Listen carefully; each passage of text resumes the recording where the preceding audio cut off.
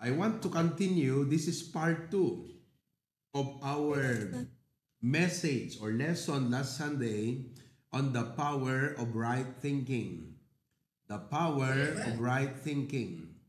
Itapik ta itang atawen is together we strive for excellence in 2025.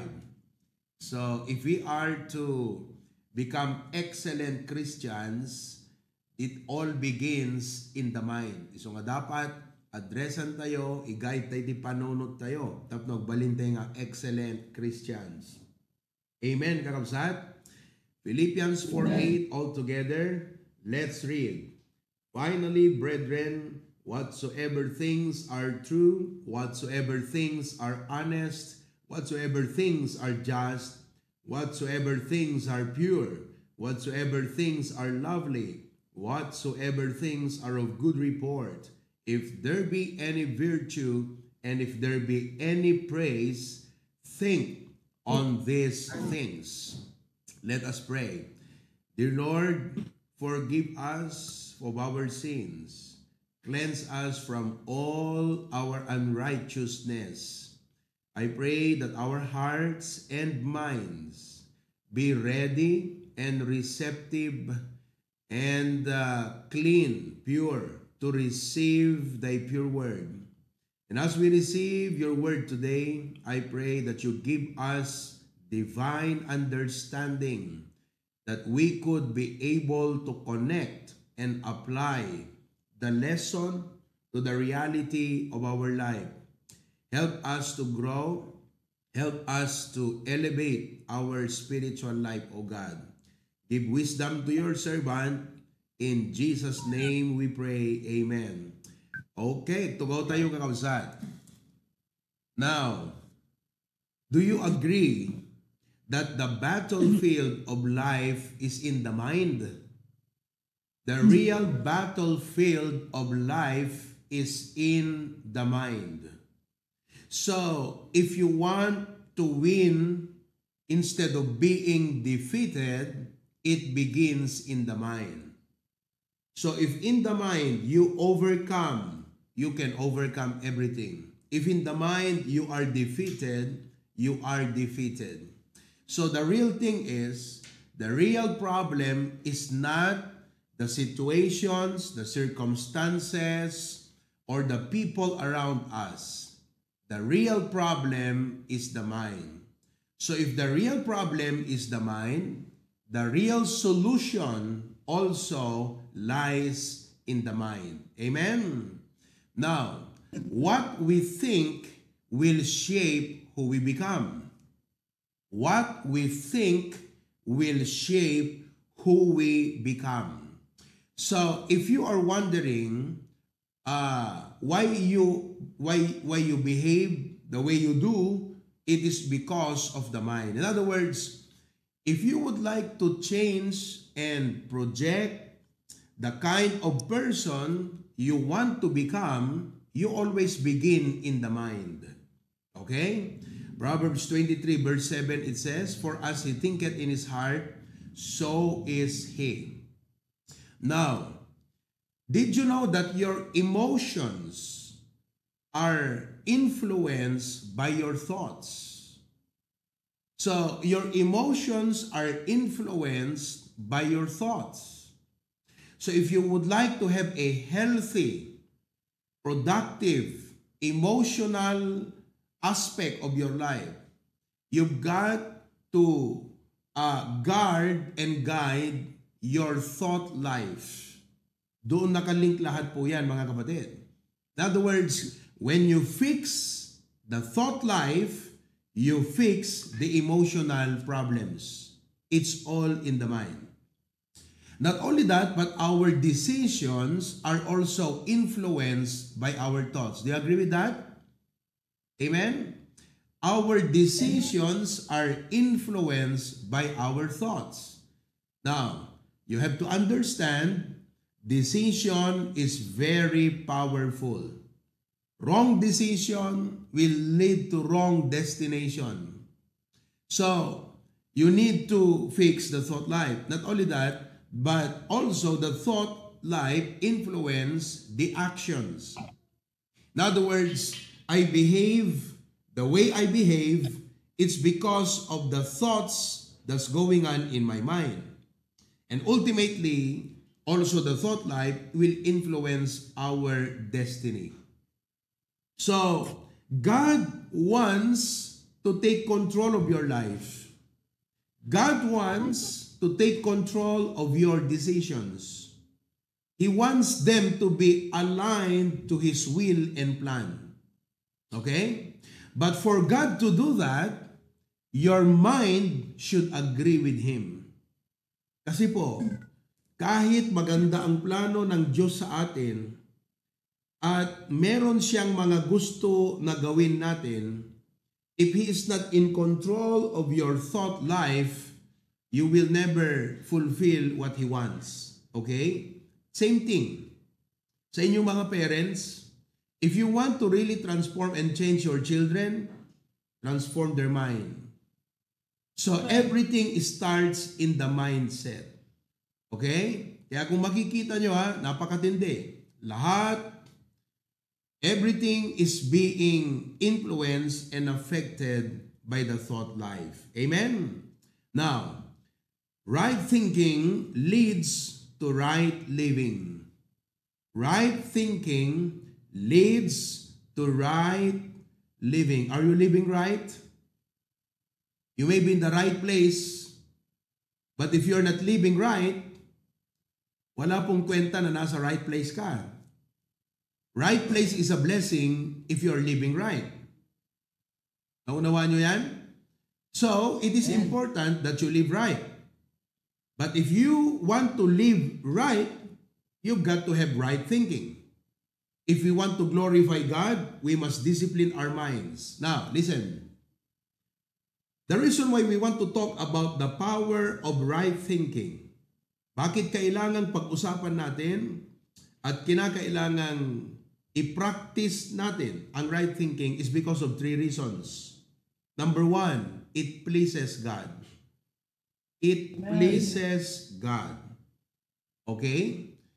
Diba nagmayat no ni Apo Diyos, may ayom kan maragsakan nga makakita nga husto dagita panpanunot mo. Okay? Remember, number 2, it's not only because it is pleasing to God, but right living, mga kapatid, is powerful. Right thinking is powerful. Ibig sabihin, ang dami mo pala, if you look at the last 5 years of your life, if you only had the right thinking, perhaps you would have accomplished more. But because of poor thinking, you only accomplish little. Your poor thinking will limit you. Your poor thinking will cloud your judgment.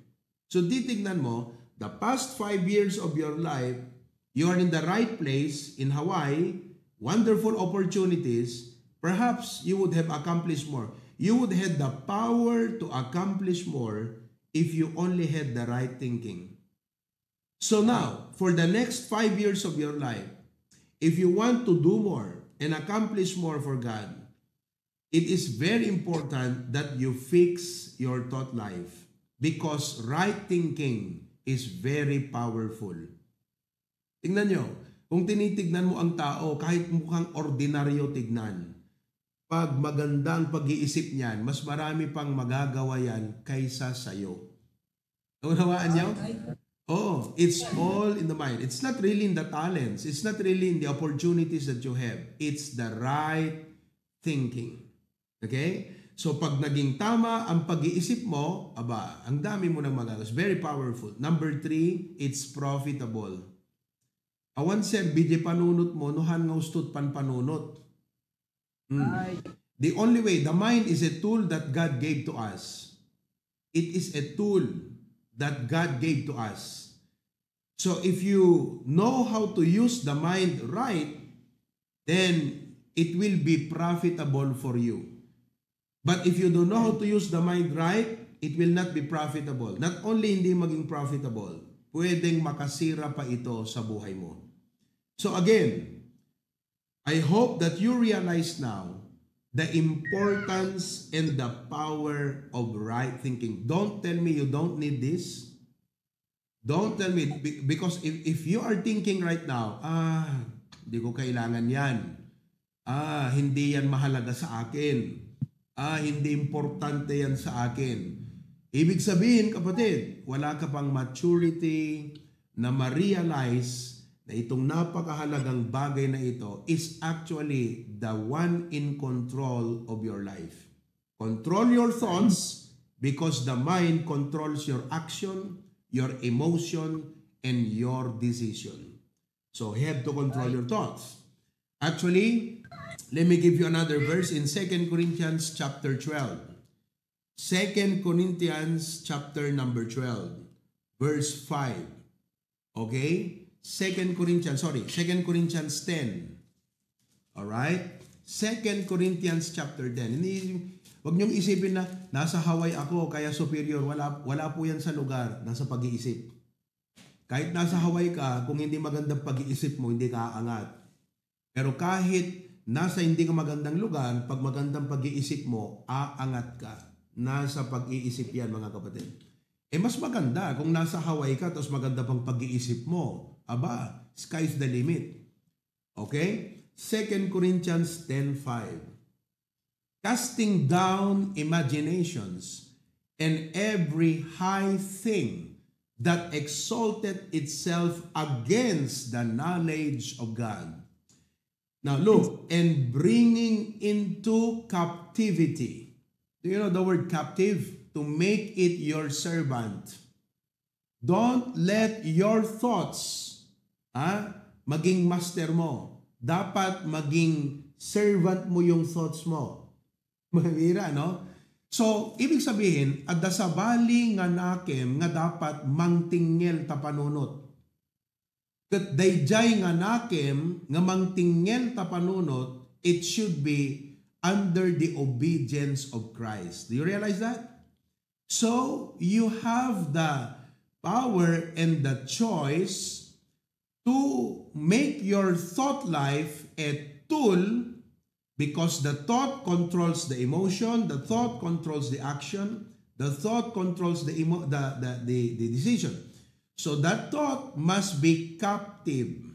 Nawatan nyo? Captive. Alright? So, ibig sabihin ngayon, you've got to think what you think. Think what you think. Starting today. Minsan kasi mga kapatid, akala natin, basta kung sumulpot sa isip, okay na yon. No. You've got to think what you think. The thoughts that come into your mind, you need to take control of them. Now, ang mas maganda pang dapat gawin mo ngayon is not only think what you think, but filter what you think. Would it be wonderful if you had a tool to filter the mind? Amen? It's like when you eat at Denny's, they give you a toothpick. Diba? What is the use of toothpick? Tapno ikadam ni na isaet yan ta ngipin mo. Would you like to have a spiritual toothpick to remove those wrong thoughts in your mind? Thoughts nga mangibabagan ka, thoughts nga mangibabbaba iti kinasyasin nung kan mangdadael king ka. Nagmayat ko di ba? If you had a toothpick. Amen? During the pandemic, we used spray to sanitize the place, to sanitize your hand. Amen? Would it be wonderful if you had a spiritual spray to sanitize the mind? Sanitize is very important because virus, it's destructive to the body. So, wrong thinking is also destructive to your life. You need to have a spray, spiritual spray, to sanitize your mind.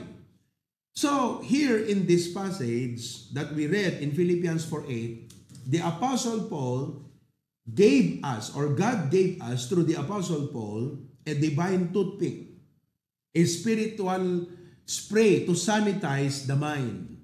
Let's read again. Finally, brethren, whatsoever things are true. You see, a sanitizing liquid has a chemical that either kills the virus or drives the virus away. So in the same way, these are the ingredients of that spiritual spray that will drive away thoughts that should not be dwelling in your mind. What are those? Whatsoever things are true. The first ingredient is true. Whatsoever things are honest. Whatsoever things are just. Whatsoever things are pure. Whatsoever things are lovely. Whatsoever things are good report. If there be any virtue, if there be any praise, think on these things. In other words, these ingredients will sanitize your mind. They will remove the plaque out of your mind. Aalisin po. Sabi nila yung safeguard will kill 99.9 of the germs. Dahil yung isang germ na hindi mamamatay-matay ay si Kuya Germs. Wala na yon, hindi nyo naabutan yon, 90s pa yon, si Kuya Germs. Oo. So, it sanitized. Wouldn't it be wonderful? I hope you realize now, mga kapatid, kaya ganyan ang buhay mo is because of the mind. Alright? Now, so let's go one after the other and try to study, try to understand the role of its ingredient in your mind. How do they help your mind? How do they heal your mind? How do they make your mind think a very holistic and very profitable way? Let's look and understand how these ingredients help the mind. First, the first in the ingredient is truth. So let us study how truth can help your mind. What is the role of truth in your mind? First, let us define what is true.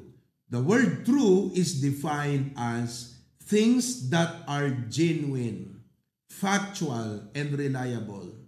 By definition alone, the role of truth is to identify and to remove all falsehood and lies of the devil in your mind. You see, whether you like it or not, the people of the world are not living because of the truth. They are living with a lie. You go to Hollywood before the fire, people are living in a lie. They were convinced, they were deceived that life can be found in riches. They were deceived that life is found in fame. They were deceived into thinking that there is life in everything the world can offer. All of these things are lies of the devil. That's why the devil told to Jesus, I will give you the kingdoms of this world if you will bow down. So you know what these people did?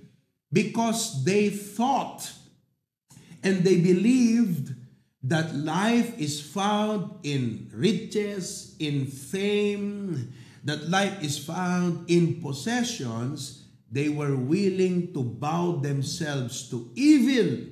They became a servant of evil.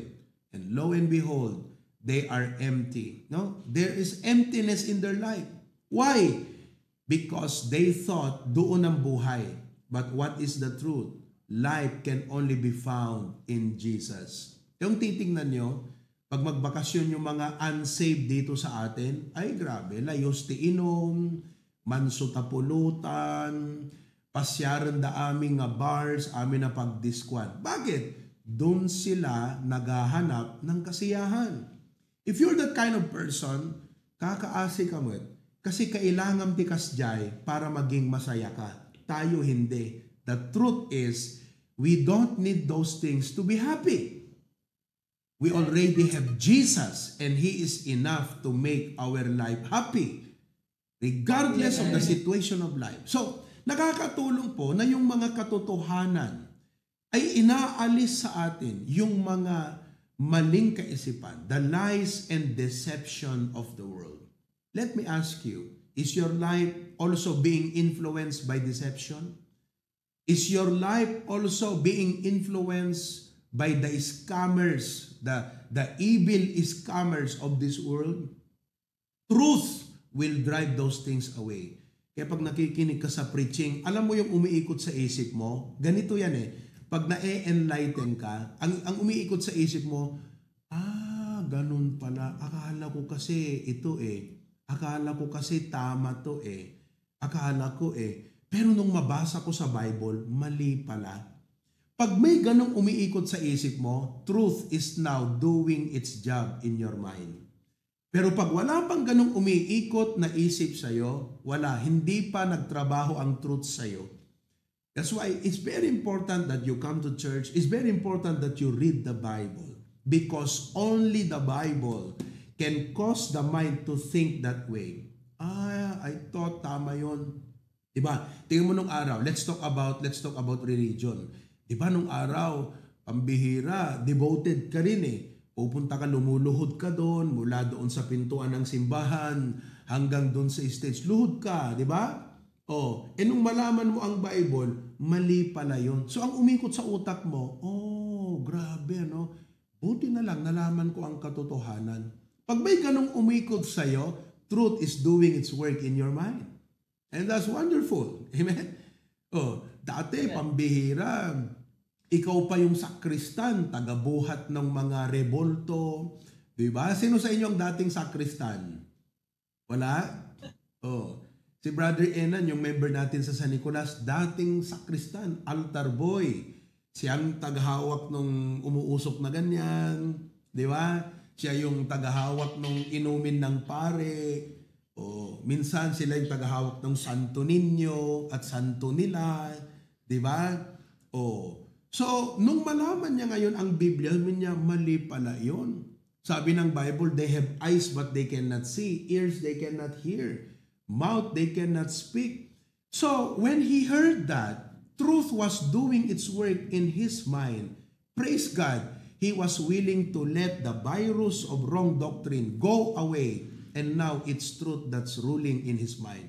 Mind you, there are still many people today who are living under that deception. Diba? Parang sila yung may COVID na ayaw maalis yung COVID sa buhay. Kakalungkot, ano? Pambihira. Sila yung may virus sa katawan, pero ayaw maalis yung virus sa kanilang katawan. Now listen, I hope you understand. The truth, when truth does its work in your mind, it will remove falsehood, wrong doctrine, wrong teaching. Yung mga kabataan naman, di ba? Sabi nila, Bira, kung saan ka masaya, suportahan ta ka. Yung pag-iisip na ganon, di ba? Anong pakialam mo? Dito ako masaya. Pag ganon ang mindset mo, maling-mali. Kasi kapatid, tignan niyo maigi ha, let's talk about that point. Kung ang pinaka-determining factor at pangunahin sa buhay mo, kung saan ka masaya, you know what? Iya dayo na kaganapod Diyos deta nga panunot. Dapat ti panunot mo, no yan na ti pakaragsakan ni Apo Diyos ti biyag ko, ijayak. Pag yun ang truth na kumilos sa isip mo kapatid, sasabihin ko sa iyo, it will affect everything will follow in your life. You see that? So, bakit po? John chapter 17 verse 17. John chapter 17 verse number 17. The Bible says in John 17 verse 17, sanctify them through thy truth. You see, the word sanctify means to cleanse. Okay? To purge, to set apart. So, the Bible says, how can we be cleansed? Paano daw tayo masasanitize? By thy truth. Thy word is truth. So, listen. The sanitizing agent is nothing else, nothing more but the Bible. Amen po ba? Yan. Sa mga kapatid, let truth do its work in your mind and you will be okay. Amen? Okay. Number two. The next ingredient the next ingredient in the sanitizing work of God in our mind is whatsoever things are honest. The second ingredient is what? Honest. Now, let us define what is honest so we will understand how honesty works to drive away some bad elements in the mind. The definition of honest means things that are noble. Things that are noble. It means worthy of respect. It means dignified. You see, there are only two things your mind can do for you: to upgrade you or to degrade you. Let me say that again. There are two things your mind can do for your life: to upgrade you or degrade you. If you would like a more sociable statement, it's either to civilize you or to uncivilize you. Do you understand? Alam niyo yung salitang civilized and uncivilized.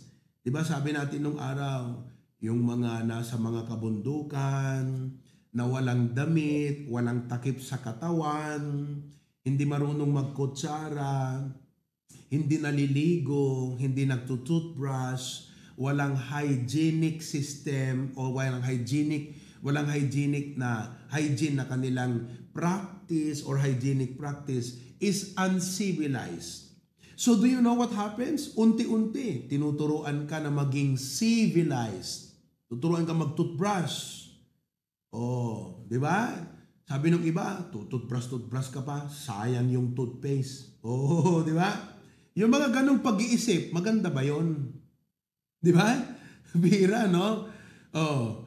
Kasi, yun ang katwiran niya. Toothbrush ka ba? Sayang yung toothpaste. Maliligo ka, sayang yung sabon.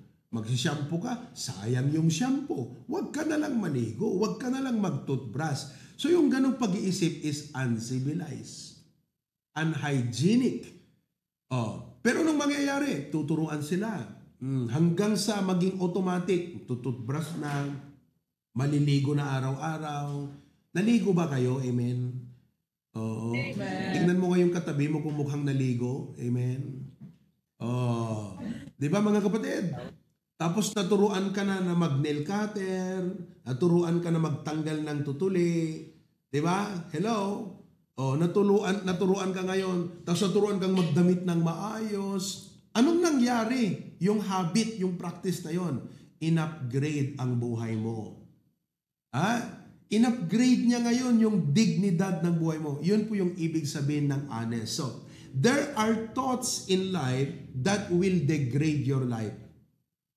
There are thoughts in life that will cause you to act like uncivilized, very dishonest things. Are you with me? So, honesty will do its work to upgrade you, to give you dignity and self-respect. Naunawaan niyo po? Oo. So, ibig sabihin ang gagawin po ng honesty, mga kapatid, i-improve ka niya. I-improve niya. So, are your thoughts improving your life? Oh, improvement of life does not mean you have a nice house. Kasi kahit ang may bahay ka, kahit may sasakyan ka, kahit may trabaho ka, kahit nasa Hawaii ka, kung hindi naman nag-improve ang pag-iisip mo, wala ring improvement doon, mga kapatid. Oh, para kang isang baboy na dinala doon sa loob ng magandang bahay, dahil baboy pa rin ang nature niya, bababuyin niya ang bahay niya. So ang dapat mong gawin, palitan mo yung nature niya na maging na pagkababoy niya. Gawin mong nature ng aso para ang behavior niya very domestic. Are you with me? So ganun din po tayo. Kahit saan ka dalhin, pag talagang hindi honest ang pag-iisip mo, talagang hindi, magiging salahura ang lahat sa buhay mo, kapatid. That's why honesty, when it does its work in your life, it brings honor. Are you with me? Amen? Oh, so just like truth, honesty will make you a person of worthy of respect. In other words, people will begin to trust you not only because of what you are capable to do, but because of your principle and integrity. Are you listening? Magtitiwala ang tao sa'yo, ang pagkakilala ng tao sa'yo ay hindi lang sa galing at talino mo, kundi sa integridad mo. You are a person of principles. Principles that make you an honest person, honorable person. Diba? Tignan mo, kung may mayor, kung may governor, mga kapatid, walang ginawa kundi mangurakot. Kung ang kanyang isip lagi is not what I can do to help, kundi anong makukuha natin dyan. Yung mga dishonest, corrupt na pag-iisip, mga kapatid. Kaya tingnan nyo ang ating bansa. Umaangat ba ang ating bansa dito sa Pilipinas? Hindi eh. Bakit? Because of dishonest people. They are dignified in dress. They are honorable in their title, but not honest in their thinking and lifestyle. And because of that, walang angat ang buhay. Amen po ba? Oh, tignan mo doon sa South Korea. Diba yung presidente, anong ginawa doon? Nung nilitis yun eh. Dahil dishonest yun eh. Pambira. Kung siguro may ganong batas ang Pilipinas, naku mga kapatid. Hindi lang puno ang ating bilangguan. Marami ng patay na mga politician. You see that? Oh, so you see the importance of honest. Amen ba? Oh. Ngayon, number 3, whatsoever things are true, whatsoever things are honest. Number 3, whatsoever things are just. Okay? This ingredient is also important because the word just means things that are righteous, morally right, and in line with God's justice. Morally right. Okay? And in line with God's justice. Just. Hindi po siya yung hindi maganda. I mean, hindi po siya yung imbalanced. Naalat tayo sa dito, kaya dinas tayo mo na yan. Nag-review aklahan. Number 4. Ano yung number 1? Ulitin natin. So first ingredient in the sanitizing work of God, true. Number 2, you are honest. Oh. Number 3, just. Okay, number 4, whatsoever things are pure. Another ingredient in the sanitizing work is pure. Now, let us understand how purity or pure thinking, pure thoughts will do its work to clean and sanitize your mind. Because the word pure means free from moral corruption, clean and innocent. Do you know what purity does? It will remove corrupting elements in your mind. Parang siya po yung nagpi-preserve para yung mind mo kahit may mga pumapasok na mga thoughts that can corrupt your life. Anong gagawin po niya? Nagsisilbi siyang parang shield. Parang yung pagkain.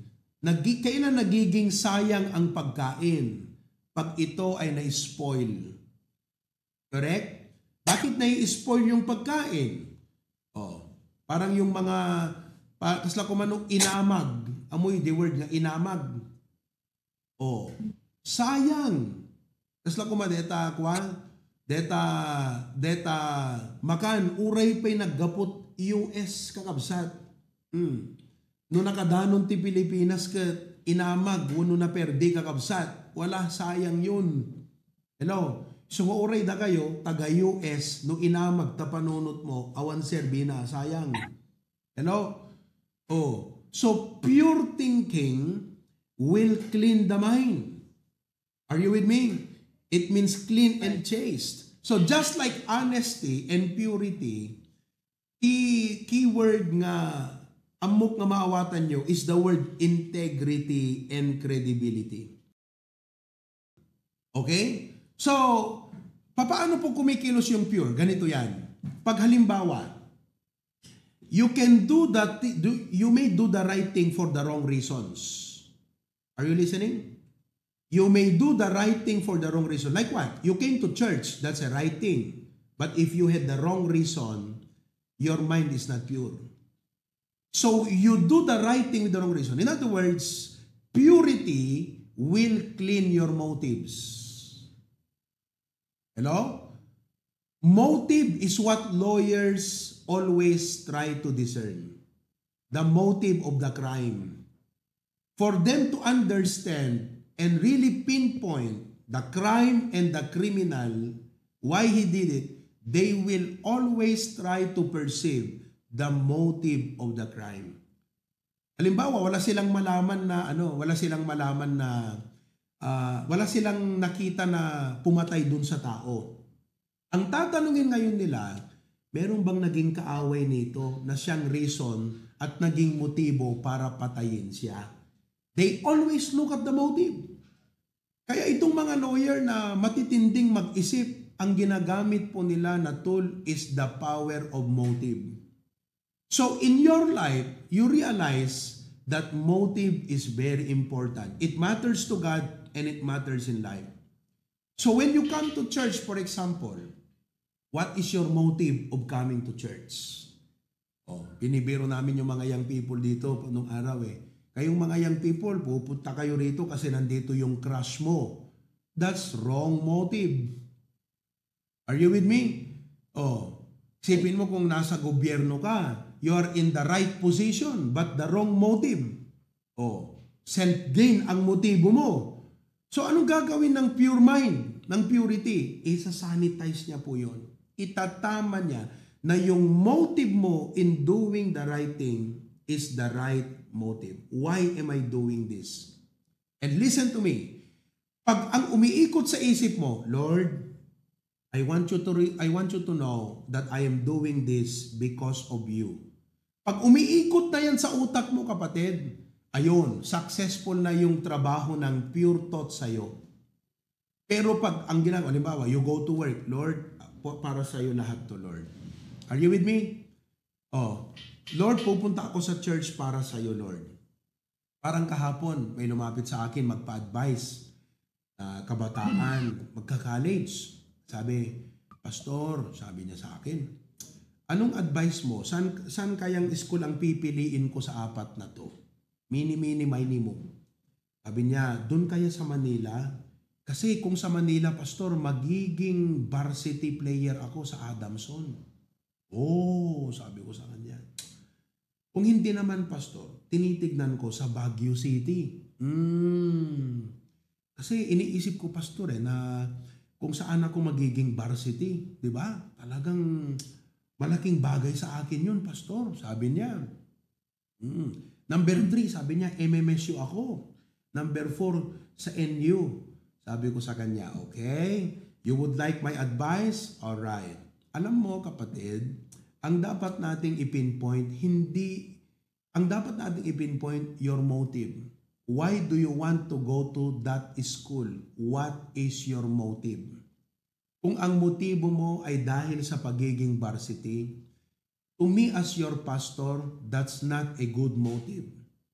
Kasi bilang Kristiyano, no iti goal ti biyag mo maging varsity, ket isu tinagbalin nga ragsak mo, iya dayo na kaganapo Diyos. As your pastor, kung ako mag-a-advise sa'yo, hindi ako mag-a-advise ng desisyon na alam ko ilalayo ka sa Diyos. Kaya yung goal ng puso mo, motive mo, it's not pure before God. So tinuruan ko siya, dapat ang goal mo sa pagpili ng eskwelahan para sa Panginoon. Kaya kung ako sa iyo, sa 4 na yan, MMSU ka. Bakit? Kasi number 1, may organisasyon ang church natin sa MMSU. Kung ang goal mo, kasi kahit saan ka mag-aaral, pag-aaral din ang gagawin mo. Pero kung ang goal mo, Lord, doon ako sa eskwela na magagamit mo ako. Doon ako sa eskwela na may maiaambag ako sa iyong gawain. That's a pure motive. Di ba? So, tignan mo na yung motive mo pala can influence your decision and your direction in life. Kaya pag umikot na sa isip mo yung, Panginoon, ito bang gagawin ko na to? Makakatulong sa ministry? Pag nagsisimula ng ganon ang pattern ng pag-iisip mo, I'm telling you, pure thinking is now doing its work in your mind. Pero hanggang ngayon, decide ka lang ng decide ng mga bagay sa buhay mo na walang ganong isip, mga kapatid. Corruption is still taking place. It's ruling. It's the one taking control of your life. The corruption of the world. The corruption of your own self. Evil desire of yourself. Yung desire mo for fame, desire mo for for worldly things, yun ang naging goal ng buhay mo. So ano mangyayari? Dayo na katiapo. Iso nga, han mo masurutan, jay dala mo ganapo Diyos. But when you allow pure thinking. And how does pure thinking work? Lord, motive. Ito ba'y para sa Panginoon? Ito ba'y for the glory of God? Or para sa aking sarili lamang? Amen? So I hope you are blessed to be in America. But you are more blessed if you have the right kind of thinking. Useless po. Kahit nasa Hawaii kayo, kung wrong thinking ka rin lang, hindi ka magiging kapaki-pakinabang sa Diyos. Sayang yung opportunity na binigay niya sa iyo. Sayang yung open door na binigay niya sa iyo. No dim tumut la masurutan iti puso ken panunot ni Apo Diyos para ken ka.